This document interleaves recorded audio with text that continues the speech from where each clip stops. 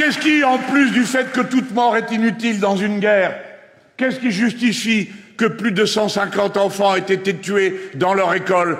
Est-ce qu'on mesure la misère que cela représente d'amener son enfant à l'école et d'aller ensuite, en apprenant que l'école a été bombardée, tâcher de fouiller dans les gravats pour y retrouver les siens, et que pour la deuxième fois, vous êtes frappé parce que quelqu'un a décidé qu'il frapperait 2 fois à une demi-heure d'intervalle pour être sûr de tuer le maximum de gens?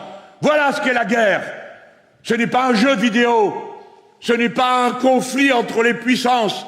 C'est des milliers de pauvres gens à qui on n'a rien demandé, et surtout pas si vous voulez être en guerre, qui meurent comme s'ils n'étaient rien, comme s'ils ne comptaient pas. C'est le même regard qui provoque ces guerres absurdes, ces guerres dégoûtantes, ces guerres impérialistes, et c'est le même regard qui regarde l'autre en disant « celui-là, il n'est pas de la bonne religion, il n'est pas de la bonne couleur de peau, oh, c'est une femme ».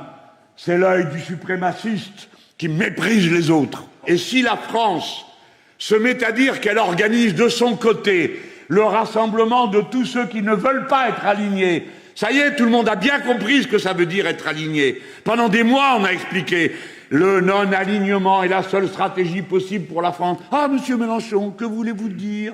Nous sommes les alliés des Américains depuis toujours, blabli blabla. L'alignement, ça veut dire que quand ils font la guerre, vous y allez avec eux. Parce que vous êtes dans un accord qui s'appelle l'OTAN. Et il faut sortir de l'OTAN, parce qu'être dans l'OTAN, c'est être embarqué dans des guerres qui ne nous concernent pas. Eh bien moi, je dis en notre nom à tous, nous n'avons rien à voir avec cette guerre, nous ne voulons pas y participer, nous ne sommes pas les alliés, ni d'Israël, ni des États-Unis.